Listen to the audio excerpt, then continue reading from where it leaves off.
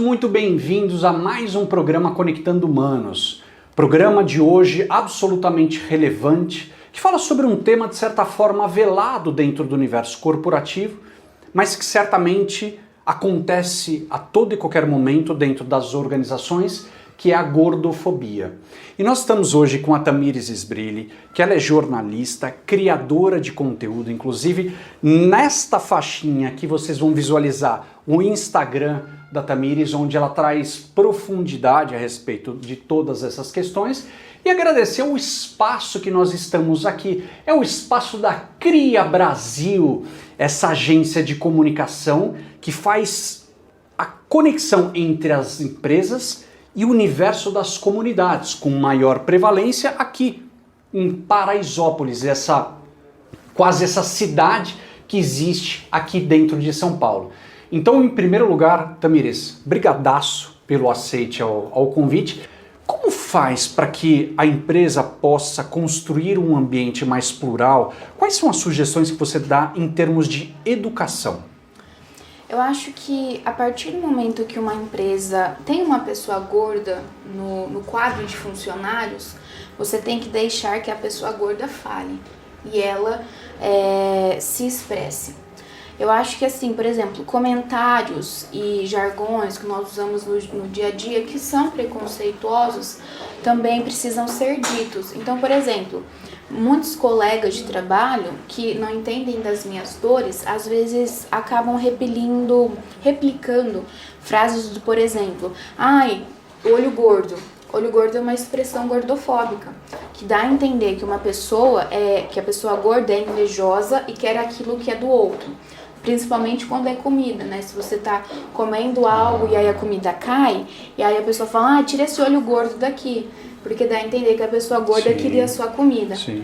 Então, assim, eu acho que é dar voz à pessoa gorda para ela conversar com a equipe, com um grupo de amigos do trabalho e ter essa troca. Porque é muito fácil você apontar o dedo e falar, isso é mimimi, isso é frescura, mas não é você que sente na pele o que está acontecendo. Então, na minha concepção, a partir do momento que a pessoa preta diz que tal situação é racismo, você tem que ficar quieto e se redimir. Se uma pessoa diz que tal situação foi gordofóbica, você tem que ficar quieto, escutar e tentar entender aquilo. Então, eu acho que a educação tem que começar de dentro, de um próprio funcionário gordo que está ali. Mas é claro que assim, é difícil as pessoas se assumirem gordas, porque também tem essa questão do gorda ser um xingamento. Então, eu, Tamires, aos 25 anos, passei por um longo processo de autoconhecimento, de aceitação, de empoderamento feminino para entender quem eu sou e a mulher que eu queria me tornar. Então, hoje eu digo que eu sou gorda tranquilamente. Agora, quando você não tem todo esse conhecimento, a partir do momento que outra pessoa fala, você é gorda, ou você engordou, isso já é o fim do mundo. Nossa, mas tá me xingando, por que você tá me xingando? Mas, então, olha como todo mundo pisa em ovos, né? Porque é fácil eu virar as costas para você e me referir a você como aquela gorda. Agora, quando eu tô aqui, é difícil também eu, como gestor, porque isso, de certa forma, pode ser até, sei lá, um assédio moral, de eu virar e falar assim, poxa, você quer falar sobre gordofobia? Você, como uma mulher gorda, você quer ter um lugar de espaço aqui para conversar com as pessoas e nos ensinar a sermos melhores para um todo? Também é difícil? E como quebrar essa... Eu acredito muito na força do diálogo. O diálogo sempre vai, assim, resolver tudo na minha concepção. Então, eu acho que se você conversar, e sempre a sinceridade também, não adianta você querer fazer bonito pro outro, pro chefe, sendo que você vai se sentir mal. Tá bom. Então, o diálogo é sempre muito importante. Você vai chegar para o seu chefe e vai falar, olha, eu acho que eu sinto a falta de um bate-papo sobre gordofobia aqui com os meus colegas. Ou, tudo bem você me chamar de gorda. Eu acho que muitas pessoas têm esse medo de chamar o outro de gorda por ter essa relação de ser ofensa. Sim. Então, eu acho que isso também é legal ter essa troca. Você perguntar para uma pessoa gorda se ela se sente ofendida. Você se sente ofendido se eu te chamar de gorda? Ah, eu me sinto.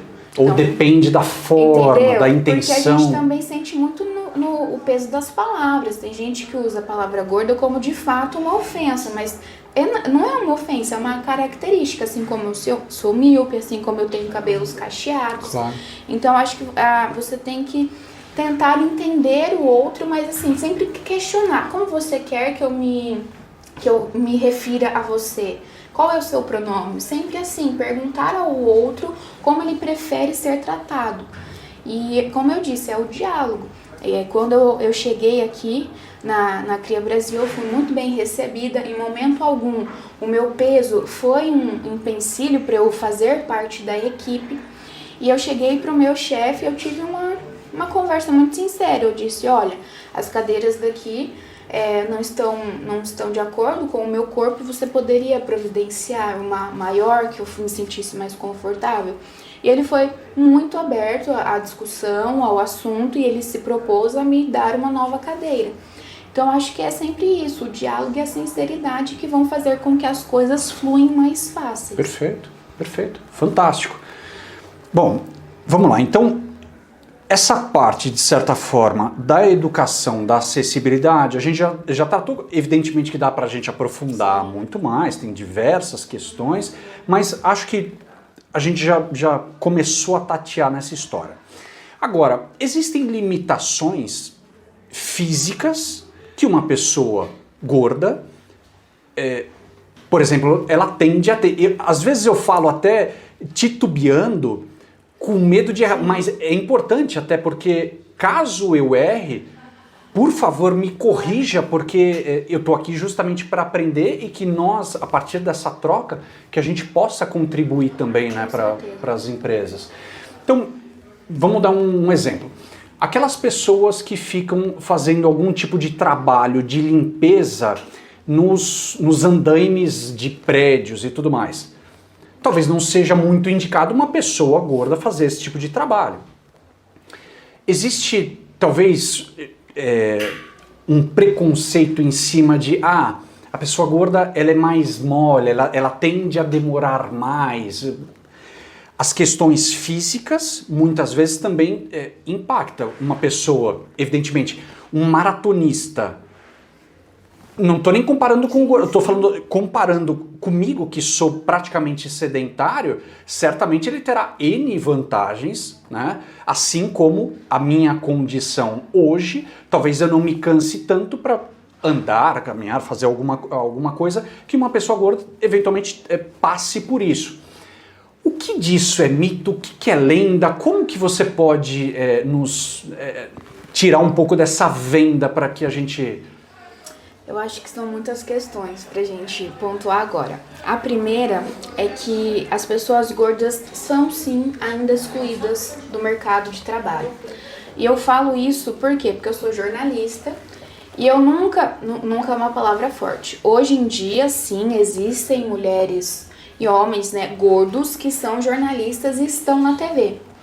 Mas você conta nos dedos. Você nunca viu uma âncora de um jornal gorda.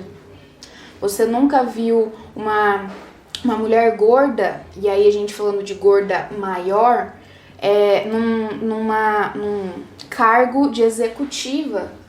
Por quê? Porque nós ainda somos vistas como desleixados, como preguiçosos, como menos capazes, o que entra nessa questão física.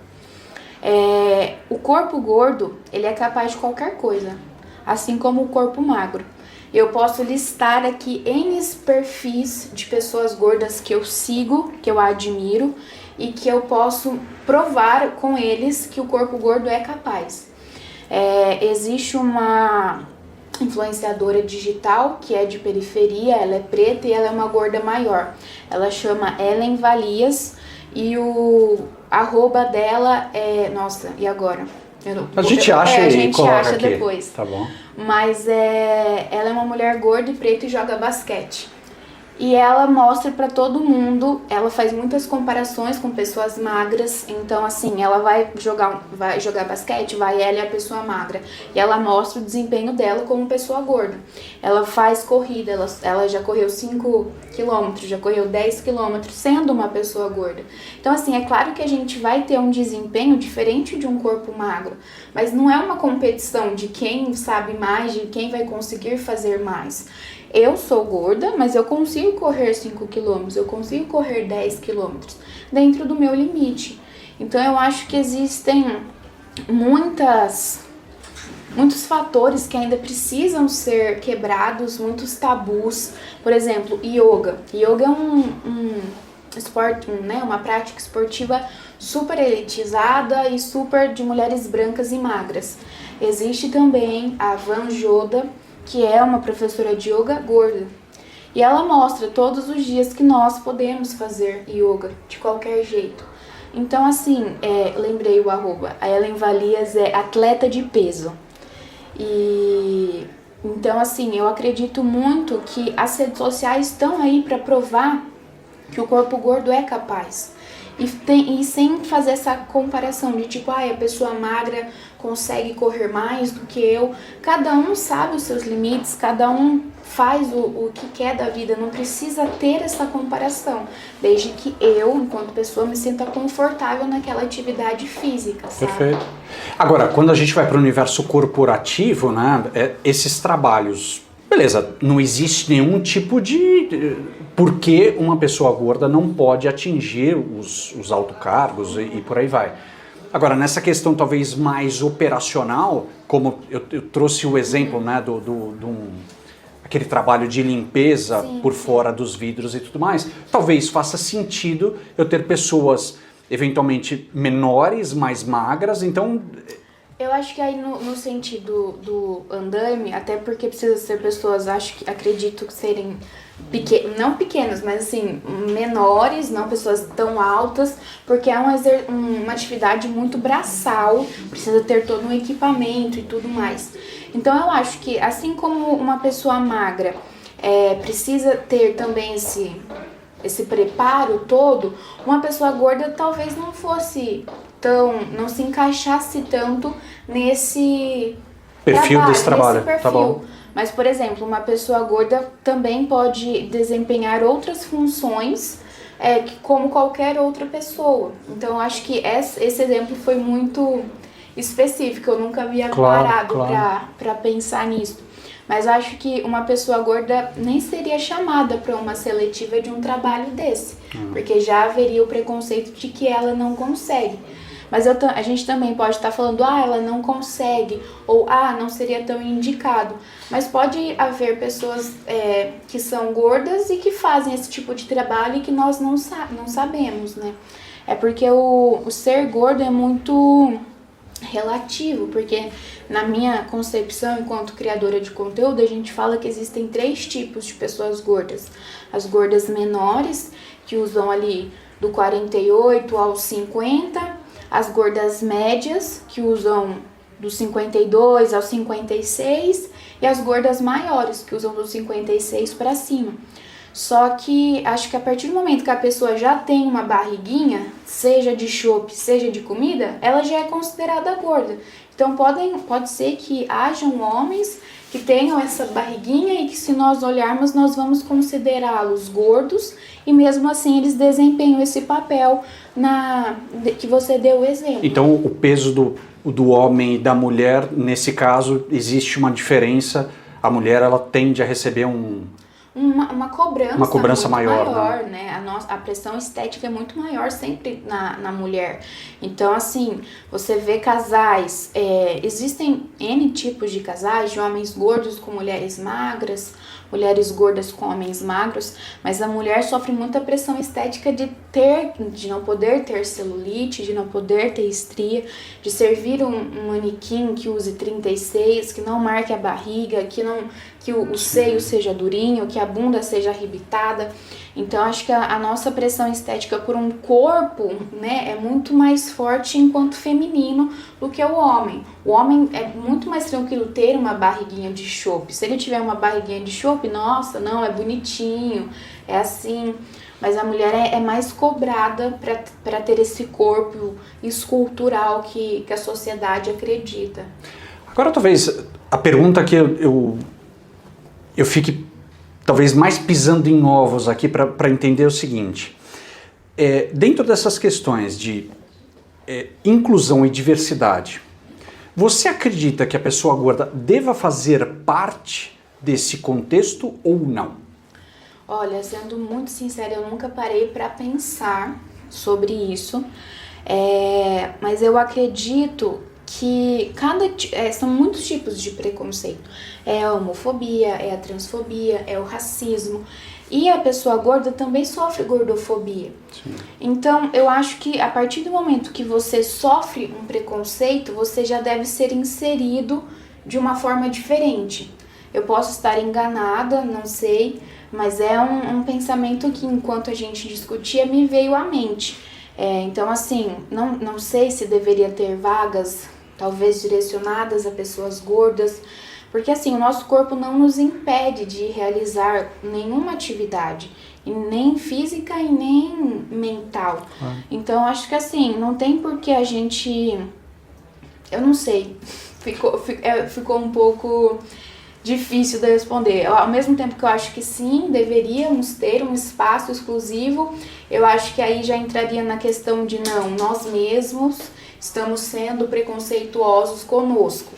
Então é uma pergunta um pouco difícil, eu acho que eu vou ficar devendo uma resposta concreta. Assim. Mas eu acho que isso é a beleza da vida. Por mais que você seja uma militante a respeito desse assunto, por mais que você já tenha lidado com diversas dificuldades a respeito dessa questão, a gente não tem as respostas prontas para tudo, e acho que o mais bonito é isso, a gente poder construir juntos, né? Onde certamente algumas pessoas vão fazer parte do sim, outras do não, e a partir daí a gente começa a ouvir todos os lados para que a gente possa, né, construir essa sociedade cada vez mais plural. Beleza. Processo de inclusão, de certa forma, da diversidade também será construído a partir de agora. Entrei na empresa, faço parte hoje do time, as coisas já estão um pouco melhores. Como você enxerga essa questão a longo prazo? Pergunto isso pelo seguinte. Eu imagino também, mais uma vez, por ignorância, e hoje né, o meu papel é justamente levantar, não perguntas polêmicas, mas acho que dúvidas normais para que a gente possa, né, construir e aprender a respeito disso. Se fosse dado um botão para todas as pessoas que são gordas, para elas apertarem e elas puderem emagrecer, imagino que grande parte delas apertaria. Aí tem uma questão importante, por exemplo, a cirurgia bariátrica, né? Que acho que muitas pessoas buscam na cirurgia bariátrica a solução dos problemas dela, só que muitas vezes a pessoa volta a atingir o mesmo peso ou eventualmente ultrapassa isso. Por quê? Pela questão comportamental. E esse é o ponto central. A gente fala muito no universo corporativo da soft skill e tudo mais. Precisamos desenvolver um novo tipo de comportamento, porque aqui, né, no universo do gordo, a gente está falando na questão da comida ou, eventualmente, numa questão biológica, que eu não conheço a respeito disso. Mas indo para a questão da dependência química, então a gente lida com algum problema, por exemplo, a rejeição que starta um gatilho na gente e a gente vai para a comida, para o sexo, para o jogo, para a droga, para o que quer que seja. Como você enxerga esse trabalho do comportamento, da mudança de comportamento junto a essas pessoas que lidam com essas questões? Eu acho que o principal de tudo é o autoconhecimento interligado com terapia. Então não tem como você se autoconhecer sem fazer terapia. Eu tenho o TAG, que é o transtorno de ansiedade generalizado, e eu passo por terapia desde os 12 anos e faço acompanhamento psiquiátrico. Eu não me enquadro na caixinha, né, no diagnóstico de compulsão alimentar, mas eu tendo a descontar as minhas emoções, sejam positivas, negativas, na alimentação. E como que eu tô lidando com isso? Além da minha terapeuta, claro, eu acho que nós precisamos ter profissionais. Então é um trabalho multidisciplinar. Além de ter uma terapeuta, você deve procurar um nutricionista que seja comportamental, porque você precisa entender a sua relação com a alimentação. Não é só passar, né, um nutricionista mais geral vai te passar uma dieta e vai falar, siga isso, você vai emagrecer, faça atividade física e ponto. Mas o comportamental, ele precisa entender o que você sente. Porque o comportamental, você se culpa, você come, você se culpa e esse ciclo fica, né, cíclico eterno. Então eu acho que lidar com esse sentimento e ser sincero consigo mesmo é o principal. Mas então eu digo para buscar ajuda de profissionais que primeiramente te respeitem, porque a gente ainda é um país muito gordofóbico, então aí você procura ajuda e você sai de lá humilhado e, enfim, N coisas que você passa. Então, procurar um nutricionista comportamental, como chama aquele médico que vai cuidar das... Endócrino. Procurar um endócrino para ele entender o porquê que você está ganhando peso ou porquê você está perdendo. Eu acho que é isso, você precisa ter um ciclo ali, uma equipe multidisciplinar para lidar com essa questão e ser sincero consigo mesma nesse processo. Eu acho que você comentou, né, no nosso bate-papo sobre a cirurgia bariátrica. As pessoas retomam o peso porque elas não mudaram a cabeça. E para você fazer esse processo de mudança, você precisa se autoconhecer. Não tem outra saída. Então, assim, pode ser que esse processo demore 3 anos, 5 anos, 1 mês. A gente não tem como validar. Cada ser humano é único. Mas eu acho que o principal é terapia. Eu falo isso muito tranquilamente. Terapia é vida. É tudo, entendeu? Eu falo que eu não seria a pessoa que eu sou hoje sem a terapia. Então, acho que é isso. O se autoconhecer com uma terapia vai ajudar você a entender esses seus gatilhos, essas suas emoções e, consequentemente, o seu comportamento com a comida. Olha só, então, imagina o seguinte cenário. Quando a Tamires fala a mudança mental, não é que eu não posso abrir a geladeira e comer um bolo inteiro sozinho. Tá muito além disso, né? Então, num primeiro momento, nós temos os nossos sentidos, a gente foi impactado de alguma forma, é com uma fala, é com um cheiro, é com uma lembrança, é com alguma coisa que startou um gatilho na gente. A partir desse start, a emoção foi impactada, que gerou um sentimento, e a partir desse sentimento, seja ele considerado positivo ou não, fiquei alegre ou fiquei muito triste, eu acabo caindo no funil da comida, do sexo, da droga, do que quer que seja, dessas, de certa forma, dos prazeres fáceis, né? Dos atalhos, exatamente isso. Então, esse impacto emocional, né, o trabalhar, o se conhecer e conhecer esses gatilhos e, fundamentalmente, saber como desativar esses gatilhos, sentir as emoções, ok, vai acontecer. Agora, administrar ele positivamente, esse é o grande... pulo do gato. O que eu digo é a articulação do felino. Então, justamente isso, né? Acho que a ideia é que todos nós possamos, e a inteligência emocional vem exatamente aí, né? De trabalhar o que eu vou fazer com aquilo que eu sinto. Não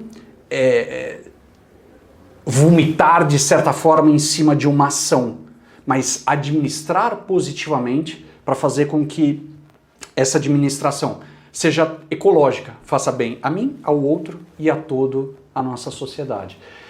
Tamires, nas considerações finais do nosso papo, qual a mensagem que você gostaria de entregar para para a área de recursos humanos, que muitas vezes, né, são as pessoas consideradas mais afetivas dentro das empresas, que possam criar condições, né, para que o todo se beneficie? Eu acho que, como a gente já mencionou anteriormente, é o diálogo. A partir do momento que você está entrevistando, que está passando por um processo seletivo com uma pessoa gorda, você escute ele.